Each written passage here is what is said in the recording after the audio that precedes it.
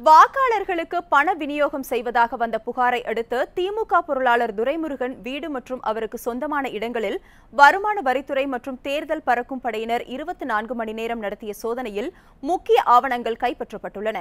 வேலூர் மாவட்டம் காட்பாடியில் உள்ள காந்திநகர் பகுதியில் திமுக பொருளாளர் துரைமுருகன் வீடு உள்ளது. இங்கு வாக்காளர்களுக்கு பணப்பட்டுவாடா செய்யப்படுவதாக வந்த புகாரை அடுத்து வருமான வரித்துறை அதிகாரிகள் மற்றும் தேர்தல் அதிகாரிகள் சோதனை மேற்கொண்டனர். வேலூர் மக்களவைத் தொகுதியில் துரைமுருகன் மகன் கதிரானந்த் திமுக சார்பாக போட்டியிடுகிறார். தேர்தலில் கதிரானந்தன் வெற்றி பெற அதிக வாக்குகளை பெற்றுத்தரும் சட்டமன்ற தொகுதிக்கு 50 லட்சம் நிதி வழங்கப்படும் என்று துரைமுருகன் ஏற்கனவே தெரிவித்திருந்தார்.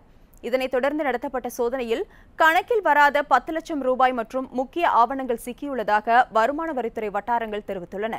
இதேபோல் அவரது மகன் கதிரானந்திற்கு சொந்தமான பொறியியல் கல்லூரி மற்றும் துரைமுருகனின் நெருங்கிய நண்பரும் திமுக செயற்குழு உறுப்பினருமான சக்கரவர்த்தி என்பவரது வீட்டில் நடைபெற்ற சோதனையில் முக்கிய ஆவணங்களை வருமான வரித்துறை அதிகாரிகள் கைப்பற்றியுள்ளனர்.